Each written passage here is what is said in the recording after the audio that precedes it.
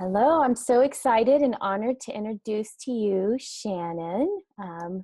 Shannon Ledford is the host and creatrix of the Honor the Feminine podcast. She is blessed to share the amazing women and men in her life and how they honor the feminine and stay in touch with their intuition.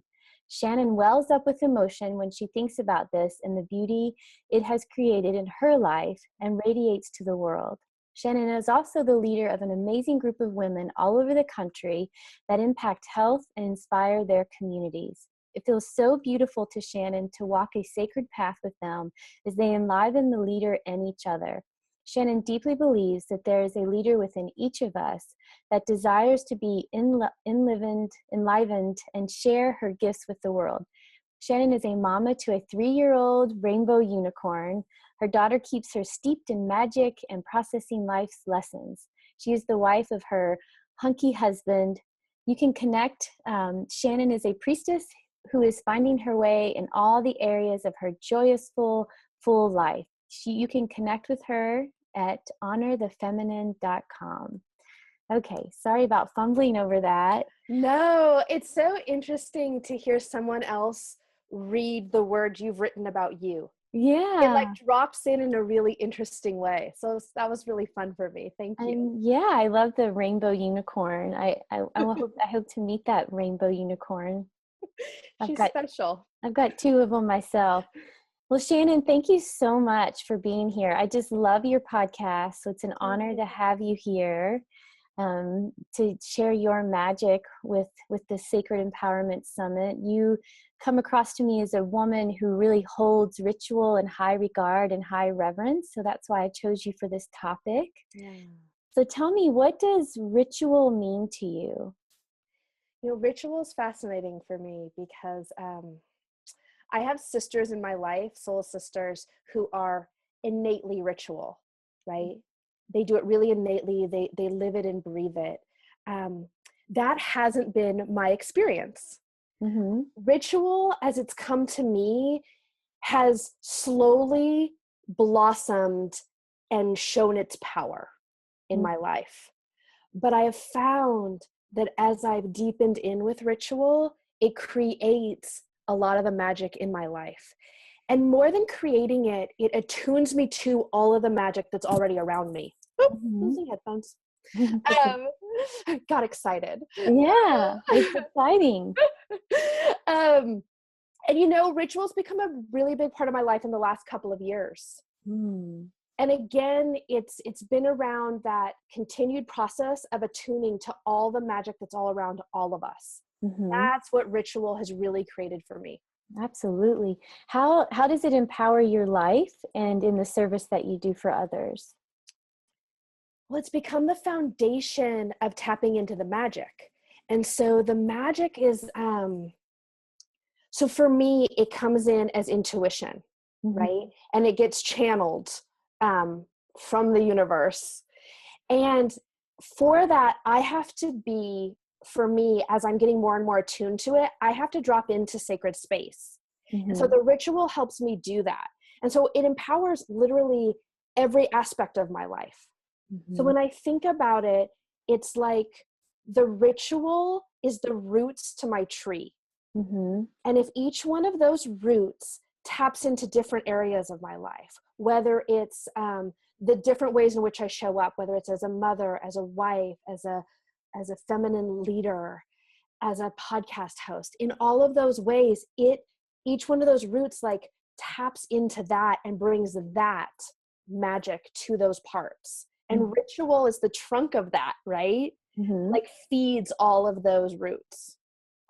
Awesome. Can you share with us how you use ritual in your personal life? Like, what is a ritual that you would use that helps you tap into that?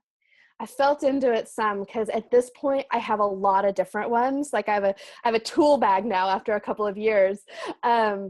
But you know, my tried and true, and it was actually my access point to ritual, is oracle cards. So actually, I'd love to just choose one. Can we just do the ritual? Is that okay? Oh, sure. Okay. Yeah. So I own a lot of different oracle cards, but the Goddess Guidance Oracle cards by Doreen Virtue, they were my first deck, and they're still one of my favorites. They're a really easy access point to the goddesses as I was starting to honor the feminine and bring more balance into my life. And so I just shuffle, until it feels right. And so I'll sort of think about you and I today, and those that will be joining us to listen to this.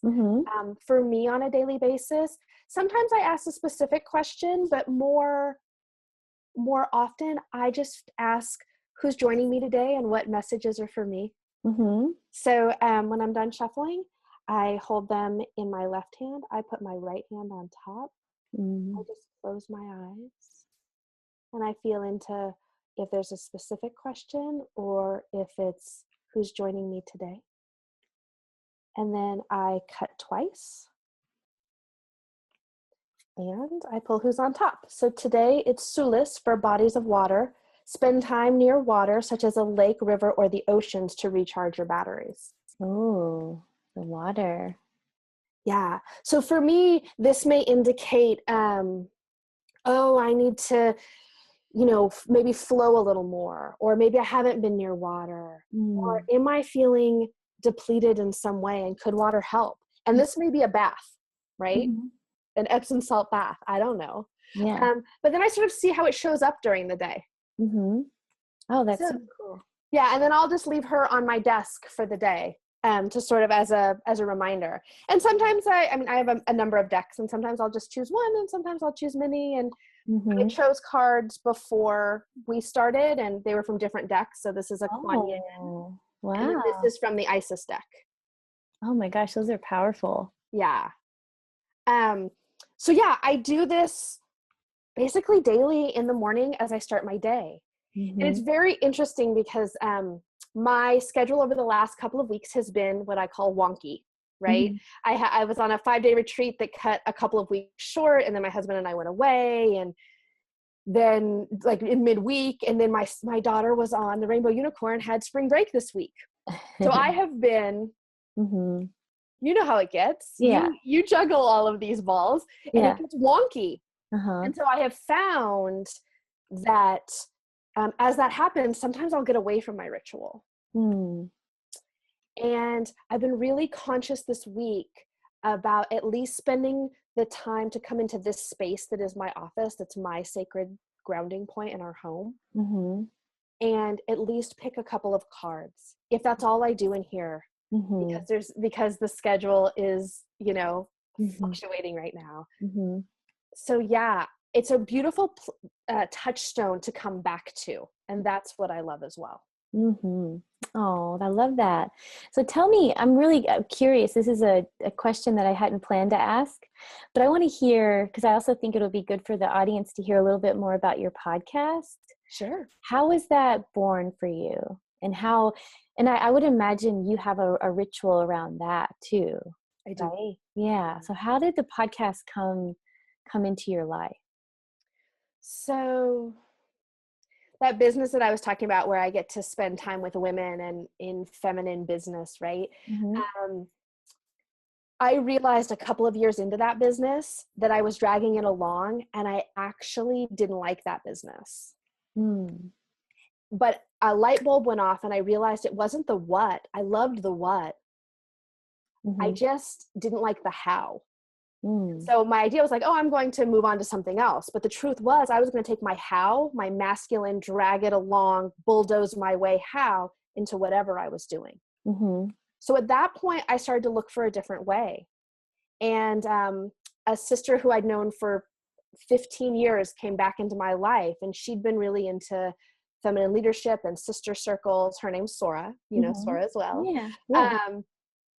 And she opened up the portal for me to be more intentional about dropping into my feminine. And as I started to do that, I realized I had an old story around women being catty and mean and not supporting each other. Yeah. And about 9 months into that journey, I realized that wasn't truth anymore for me.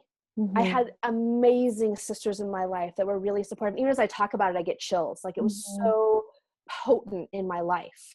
Mm-hmm. And I realized that if I had that story, other Mm-hmm. women probably did too. Mm-hmm. And so the Honor the Feminine podcast was actually me continuing to heal that story by bringing on the amazing women and men that honor the feminine. Mm-hmm. And it's a place where I get to play to bring myself back more into balance between the divine masculine and the divine feminine. Mm-hmm. But it's also a place then that gets to radiate out and share with others. And that felt amazing. So the ritual around that really became, or has become, that when a guest comes on, we really drop into sacred space together.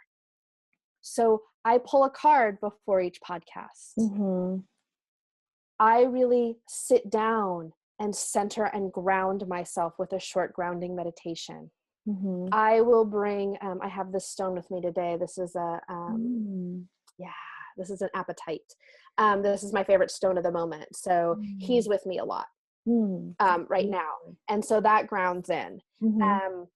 The selenite wands. See, all these things, I did all of this before you and I sat down today too, right? Because it's just part of it. Just helps clear. Right. I Palo Santo'd the room just to clear out anything that was hanging on. Right? And then when the guests and I get together, we take 3 deep breaths together, drop into that sacred space. And then from there, I then let go of any expectations and let the magic occur. Right.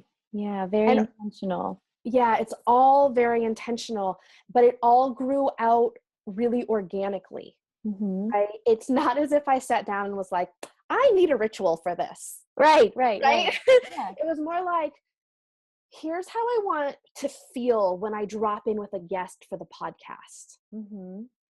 And then the practices sort of birthed out of that. Right. And and it's not like, oh, I have to do this. It's like what brings you joy. It's like sacred play in a way.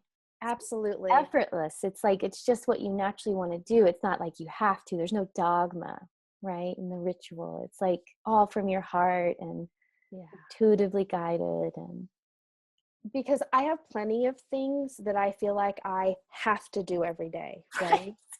Like I don't need more that I have to do. In fact, it like turns me off to the whole thing. This is about cultivating discernment for me as well.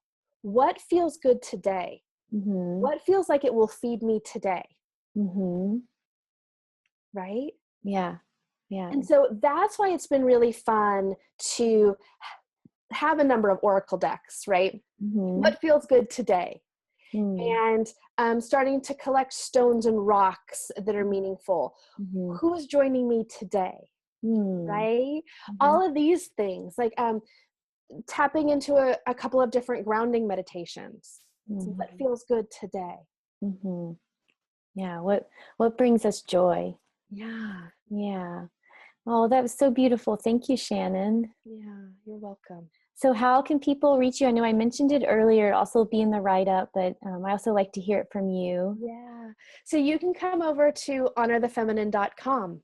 And there's where you can find the podcast and you can download. You can also find it on iTunes and Stitcher for Android right on your phone. So it's Honor the Feminine. And we come out with a new episode every Wednesday. Oh, that's so exciting. And you also have a Facebook group, right? Honor the Feminine. Yeah. So it's called Honor the Feminine Daily. And so that's a place, that's a sacred space that I was called to create where we can share how each of us honors the feminine every day. It's a beautiful place to connect with other sisters that I love. And I will say, Crystal's going to come join me on the podcast. So that's coming up in the next few weeks. So look out for that. Oh, I'm excited. Thank you. All right, Shannon, thank you so much. Thank you, my love.